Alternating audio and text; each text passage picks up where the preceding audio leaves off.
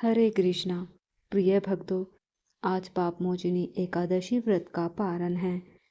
यह वह पावन क्षण है जब भक्त अपनी श्रद्धा, नियम और भक्ति के साथ अपने व्रत को पूर्ण करते हैं और भगवान के चरणों में अपने व्रत का पुण्य समर्पित करते हैं। शास्त्रों में कहते हैं, यदि आज के दिन विधि विधान से पूजा करते समय पारण की कथा भी श्रद्धा से सुनी जाए तो व्रत का पुण्य कई गुना बढ़ जाता है। भगवान की विशेष कृपा प्राप्त होती है। एकादशी का व्रत न केवल अन्न त्यागने का नाम है, यह मन को विषयों से हटाने का व्रत है। यह इंद्रियों को संयम में रखने का व्रत है। लेकिन जब द्वादशी की सुबह आती है, जब पारण का समय आता है, तब भगवान स्वयं अपने भक्त की परीक्षा लेते हैं। क्या आपने कभी सोचा है, पारण का सही समय इतना महत्वपूर्ण क्यों होता है? क्यों शास्त्र कहते हैं यदि पारण समय पर ना किया जाए तो व्रत का फल क्षीण हो जाता है? क्योंकि व्रत की पूर्णता पारण से होती है। जिस प्रकार दीपक तब तक पूर्ण नहीं होता जब तक उसमें घी न डाला जाए, उसी प्रकार एकादशी तब तक पूर्ण नहीं होती जब तक द्वादशी को श्रद्धा और नियम से पारण ना किया जाए। शास्त्रों में कहा गया है, एकादशी भगवान विष्णु को अत्यंत प्रिय है। जो भक्त नियम पूर्वक एकादशी रखते हैं उनके जीवन में शांति समृद्धि आती है। लेकिन यदि पारण में लापरवाही हो जाए तो वह साधना अधूरी रह जाती है। अब सुनिए पारण की कथा। यह कथा है एक धर्मनिष्ठ राजा की, जिसने जीवन भर एकादशी का व्रत रखा, पर एक दिन पारण के समय हुई छोटी सी चूक ने उसके जीवन की दिशा बदल दी। आज की इस कथा में आपको व्रत की पारण कथा से जुड़ा एक सरल और प्रभावशाली उपाय बताने जा रहे हैं, इसलिए इस कथा को आखिर तक जरूर सुनिए। प्राचीन समय की बात है। सतयुग में एक धर्मात्मा राजा हुआ करते थे। राजा धर्मकेतु। उनका राज्य समृद्ध था, प्रजा सुखी थी और राजा स्वयं अत्यंत विष्णु भक्त थे। हर एकादशी को वे बड़े नियम और श्रद्धा से व्रत रखते। पूरे राज्य में उस दिन अन्न का त्याग होता, भजन कीर्तन होता, मंदिरों में दीप जलाए जाते। राजा धर्मकेतु स्वयं रात्रि जागरण करते, कथा सुनते, प्रभु के चरणों में आंसू बहाते। उनकी भक्ति देख देवता भी प्रसन्न होते। लेकिन कभी कभी जीवन में एक छोटी सी चूक भी बड़े परिणाम ले आती है। एक बार चैत्र मास की एकादशी आई। राजा ने पूर्ववत व्रत का संकल्प लिया। पूरे दिन उन्होंने अन्न जल का त्याग किया। रात्रि में मंदिर में भव्य कीर्तन हुआ। प्रजा आनंद में डूबी थी। राजा का हृदय भक्ति से भर गया। द्वादशी का सूर्योदय हुआ। पारण का समय निकट था। शास्त्रों के अनुसार ब्राह्मण को भोजन कराकर, दान देकर और उचित मुहूर्त में स्वयं पारण करना आवश्यक था। राजा ने अपने राजपुरोहित से समय पूछा।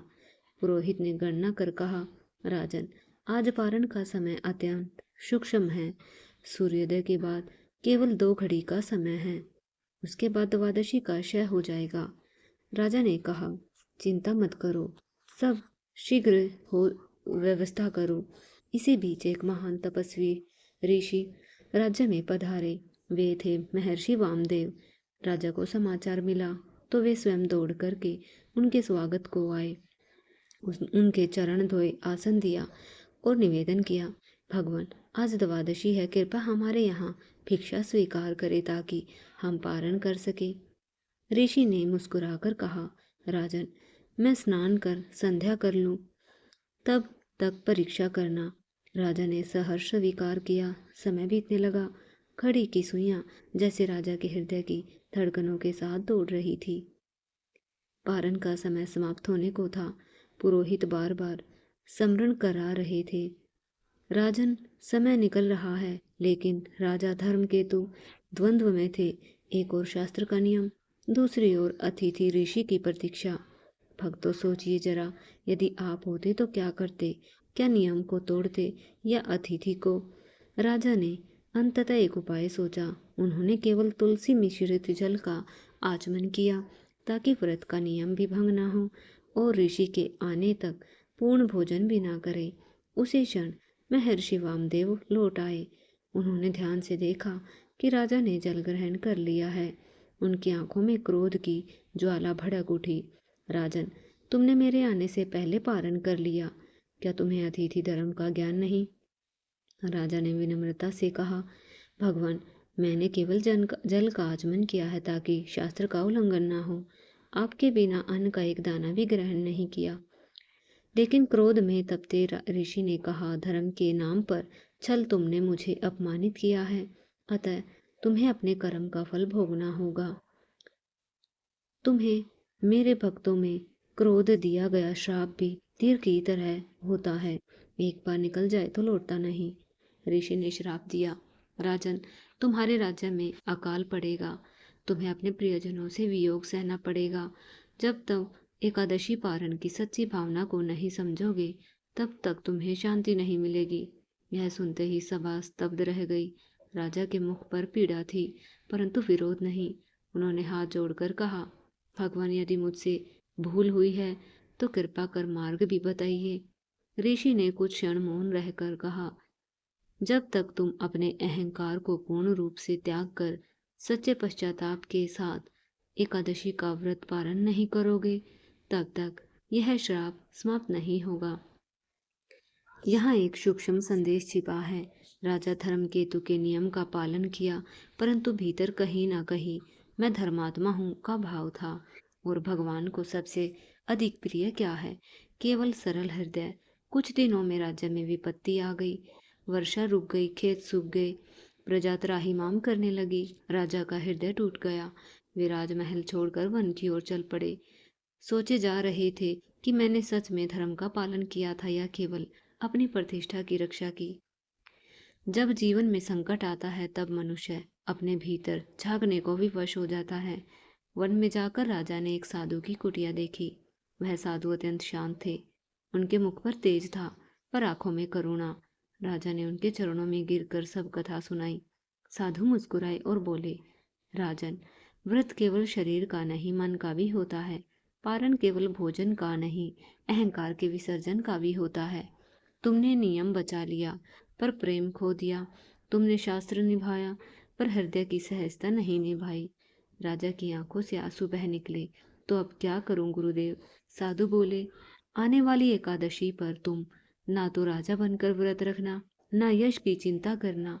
एक साधारण भक्त बनकर व्रत रखना और पारण उस समय करना जब तुम्हारे हृदय में पूर्ण समर्पण हो जाए, चाहे एक कण तुलसी से ही क्यों ना हो।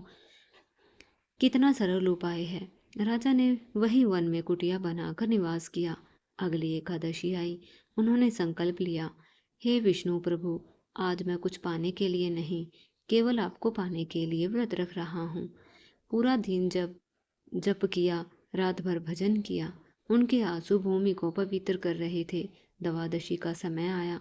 इस बार ना कोई राजसी आयोजन, ना कोई घोषणा, केवल एक पत्तल में तुलसी दल और गंगा जल। राजा ने आकाश की ओर देखकर कहा, प्रभु, यदि मुझ में अभी भी अहंकार शेष हो तो उसे भी आज समाप्त कर दीजिए। जैसे ही उन्होंने श्रद्धा से तुलसी जल ग्रहण किया, उसी क्षण आकाश में मेघ छाए। वर्षा की पहली बूंद उनके चेहरे पर गिरी। मेरे भक्तों, वो वर्षा केवल जल की नहीं थी, वह कृपा की वर्षा थी। राजा समझ गए कि केवल पारण समय का पालन नहीं, भावना की पूर्णता है। जब वे वापस अपने राज्य लौटे तो देखा धरती फिर से हरी हो रही है। प्रजा के चेहरे पर खुशी लौट आई, लेकिन उनके हृदय में अब कोई गर्व नहीं था, केवल कृतज्ञता थी। और वे हर एकादशी को पहले से अधिक विनम्र होकर व्रत रखने लगे, क्योंकि अब उन्हें समझ में आ गया था कि व्रत की आत्मा नियम से नहीं, प्रेम से जीवित रहती है। और पारण वो क्षण है जब भक्त अपने भीतर के मैं को छोड़कर प्रभु के चरणों में रख देता है। राजा धर्मकेतु के जीवन में वर्षा तो लौट आई थी। धरती फिर हरी भरी हो गई थी। प्रजा के मुख पर मुस्कान आ गई। लेकिन असली परिवर्तन बाहर नहीं, भीतर हुआ था। पहले वे व्रत रखते थे एक राजा की तरह, नियमों के रक्षक बनकर। अब वे व्रत रखते थे एक दास की तरह, प्रभु के चरणों में सिर झुकाकर। जब मनुष्य के भीतर से मैं हट जाता है तब उसके जीवन में कितनी शांति उतर जाती है। राजा ने राजमहल में एक सभा बुलाई। सभी मंत्री, पुरोहित, एक प्रजा इकट्ठी हुई। राजा ने सिंहासन पर बैठने से पहले भूमि को प्रणाम किया। कहा, आज से मैं केवल धर्म का उपदेश नहीं दूंगा बल्कि स्वयं उसे जीऊंगा। एकादशी का व्रत केवल नियम नहीं, हृदय की साधना है। कितनी बड़ी बात है। उन्होंने राज्य में घोषणा की कि एकादशी के दिन कोई भी व्यक्ति भूखा न रहे। जो व्रत ना रख सके वह भी भगवान का नाम ले। द्वादशी को पारण से पहले किसी भूखे को अन्न अवश्य दान करे। धीरे धीरे पूरे राज्य में एक नई परंपरा शुरू हुई।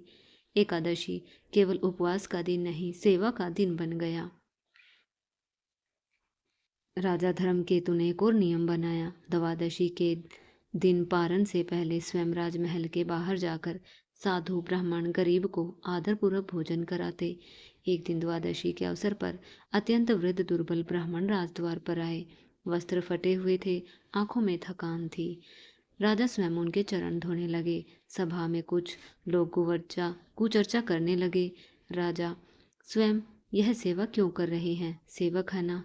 राजा मुस्कुराइए और बोले, जिस दिन मैं सेवा किसी और से करवा लूँ उसी दिन मेरा व्रत अधूरा हो जाता है। यह तो पारण की आत्मा है। वृद्ध ब्राह्मण ने भोजन किया। फिर राजा से कहा, राजन, तुम सच में समझ गए हो कि पारण का अर्थ क्या है? राजा ने विनम्रता से कहा, मैं सीख रहा हूँ प्रभु, अभी भी बहुत कुछ जानना बाकी है। वृद्ध ब्राह्मण के नेत्रों में चमक आई और बोले, राजन, एकादशी का फल तभी पूर्ण होता जब द्वादशी को तुम अपने भीतर के किसी एक दोष को त्याग दो। सुनिए तुलसी माता की कथा। भगवान श्री राम ने माता सीता को तुलसी माता के महात्म्य के बारे में बताया है। तब माता सीता ने कहा, प्रभु, मैं इस कथा को अवश्य सुनूंगी। कृपया आप मुझे तुलसी के मंत्र का महात्म्य सुनाइए। तब भगवान श्री राम कहने लगे, हे देवी, एक समय दक्षिण दिशा में एक अत्यंत शोभायमान नगरी थी। उस नगरी में हरि नाम का एक खोटी बुद्धि का ब्राह्मण रहता था। वह पापियों का तो शिरोमणि था। उसका जन्म एक ऐसे ब्राह्मण परिवार में हुआ जो पाप कर्म करने वाला, शास्त्र ज्ञान से शून्य था। वह जन्म से तो ब्राह्मण था, लेकिन कर्म से वह अत्यंत दुराचारी था। वह ना तो पूजा पाठ करता, न अतिथियों का सत्कार करता, यहाँ तक कि अपने द्वार पर आए अतिथियों को बिना कुछ दान दिए ही निर्दयता पूर्वक भगा दिया करता था। वह सदैव ही पराई स्त्रियों में आसक्त रहता। मदिरा पान करने की भी पूरी लत थी। साथ ही वह मांस भी खाता था। दिन में खेतों में काम करके पत्ते बेचकर जीविका चलाता। एक दिन वह दुर्बुद्धि बेचने के लिए पत्ते इकट्ठे करने के लिए एक ऋषि के आश्रम के पास घूमने लगा। वहां लगे हुए पेड़ों से पत्ते तोड़ने लगा। वहीं पर एक काल रूपधारी भयानक सर्प ने ब्राह्मण को काट लिया। उसी समय उसकी मृत्यु हो गई। इसके बाद 2 यमदूत उसे लेने के लिए उस स्थान पर प्रकट हुए। उसे उठाकर यमलोक ले गए। मार्ग में यमदूतों के सामने बहुत करुण विलाप करने लगा। बोला, हे दूतों, मुझे कहाँ लेकर जा रहे हो? मुझे छोड़ दो। यमदूत उसे यह कहकर घसीटते ले जा रहे थे, अरे दुष्ट ब्राह्मण, तेरे पाप कर्मों के कारण तुझे सांप ने डस लिया। यमराज जी तुझे अवश्य घोर नरक में डाल देंगे। फिर यम के दूत उस ब्राह्मण को लेकर यमलोक गए। यमराज जी के सामने खड़े हो गए और चित्रगुप्त महाराज जी उस ब्राह्मण का लेखा जोखा लेकर यमराज जी से कहने लगे, धर्मराज, इस ब्राह्मण ने बचपन से लेकर मृत्यु तक पाप ही पाप किए हैं। अपने पूरे जीवन से तो इसने कोई पुण्य नहीं किया। तब धर्मराज ने अपने दूतों से कहा, हे दूतों, इस घोर पाप करने वाले ब्राह्मण को उठाकर ले जाओ और नरक में डाल दो। फिर यम के दूत उस पंडित को लेकर नरक की भयंकर अग्नि में धकेल देते हैं। इसके बाद उस ब्राह्मण को अपने दूसरे जन्म में एक बैल का शरीर मिला। बैल का जन्म पाकर बोझ उठाने का काम किया। उसका मालिक उससे दिन रात काम कराने लगा। फिर जब बैल की शक्ति कम हो गई, उसके मालिक ने एक लंगड़े आदमी को बेच दिया। उस लंगड़े आदमी ने बैल का खुद का बोझ उठाने के काम में उपयोग करने लगा। वह उसकी पीठ पर बैठकर दूर दूर घूमता था। इस प्रकार उस बैल ने 10 वर्षों तक लंगड़े आदमी का बोझ उठाया। वह लंगड़ा आदमी उस बैल की पीठ पर बैठकर किसी ऊंचे पर्वत पर जा रहा था। उस पर्वत पर बहुत देर तक चढ़ाई करने के बाद वह बैल थक गया, शक्ति कम हो गई और बेहोश होकर जमीन पर गिर गया और अंतिम सांसें लेने लगा। वहां खड़े लोगों को उस बैल पर दया आई। उनके मुख में कुछ पानी डालने लगे। वहीं लोगों में से एक पुण्य आत्मा इंसान था। उसने उस बैल का कल्याण करने के लिए समस्त पुण्य उस बैल को दे दिया। वहां खड़े लोग और भी अपने पुण्य को उस बैल को समर्पित करने लगे। जब सभी लोगों ने अपना अपना पुण्य बैल को दिया, तो वहीं भीड़ में एक वेश्या भी थी। यह सब देखकर उस वेश्या ने अपना पुण्य उस बैल को दिया। कुछ ही क्षणों के बाद बैल की मृत्यु हो गई। फिर उस स्थान पर यमदूत आए और बैल के शरीर को, उस ब्राह्मण आत्मा को निकाल कर यमलोक ले गए। वहां ले जाकर यमराज जी के सामने खड़ा किया। चित्रगुप्त महाराज जी ने उनका लेखा जोखा देखा तो आश्चर्य में पड़ गए।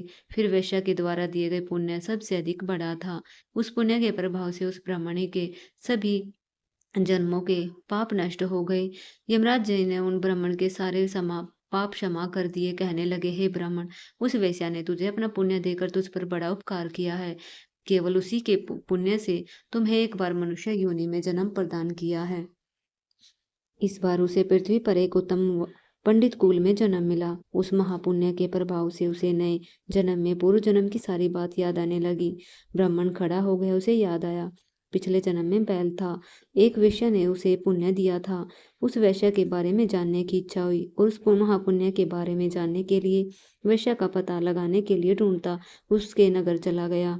तो वेश्या बूढ़ी हो गई थी। फिर जब उसे ढूंढने पर वेश्या मिली तो उसके सामने जाकर उसे बार बार प्रणाम किया, उसका धन्यवाद करने लगा। तब वेश्या ने कहा, हे ब्राह्मण, आप कौन हैं?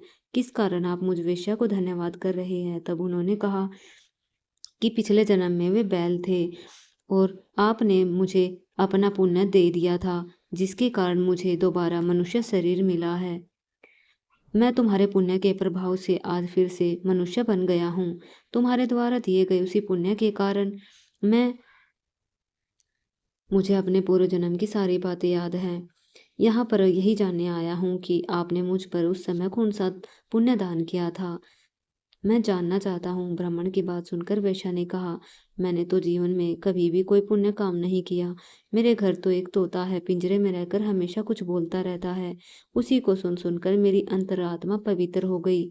उस तोते के बारे में बोले गए मंत्र का पुण्य मैंने तुम्हें दान में दिया था। फिर वेश्या और पंडित उस तोते के पास गए और तोते से पूछा, हे तोते, वह कौन सा मंत्र तुम बोलते हो जिससे हमारे जीवन का उद्धार हुआ?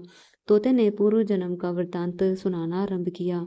तोता कहने लगा, पूर्व जन्म में एक पंडित था, अपने ज्ञान के अंधकार में अंधा हो गया था। कभी गुरुजनों का आदर नहीं किया, उनका अपमान किया करता था, जिस कारण मेरे अंदर क्रोध और अधिक बढ़ गया। मारे क्रोध के सभी मुझसे द्वेष करने लगे।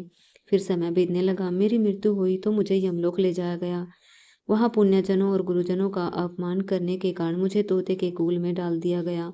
तोते के रूप में हो गया। मेरे पापों के कर्मों के कारण छोटी अवस्था में मेरे माता पिता से वियोग हो गया।